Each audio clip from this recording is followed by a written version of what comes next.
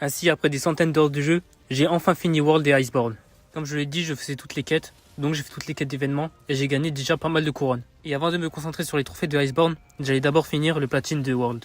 Il y a deux trophées qui sont dignes d'être mentionnés, celui de la capture des animaux rares et celui de la chasse aux couronnes. Pour la capture des animaux rares, c'est dans le nom, il faut juste capturer des animaux rares. Et pour les couronnes, il faut chasser, c'est-à-dire tuer ou capturer un monstre. Mais le monstre doit être spécial, il doit être de la taille minimum ou maximum. Donc il faut tuer le plus petit monstre possible et le plus grand monstre possible pour chaque monstre. Et il est impératif d'avoir une couronne en or et pas une couronne en argent. Ce qui rend ce trophée vraiment long, c'est que la taille du monstre doit vraiment varier, et ça c'est difficile à avoir. Bref, parlons d'abord de la capture des animaux rares. Ça va être très rapide parce que j'ai eu relativement beaucoup de chance pour les animaux du jeu de base. À un moment j'ai vraiment eu une chance incroyable.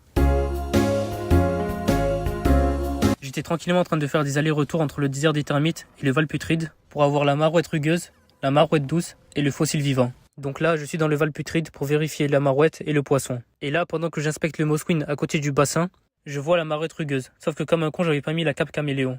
Donc elle s'échappe. J'avais grave la haine. Je retourne dans le désert, puis de nouveau dans le Val. Là, j'inspecte de nouveau le Mosquin et je vois encore la marouette. Sauf que cette fois-là, j'avais ma cape caméléon, donc je l'attrape.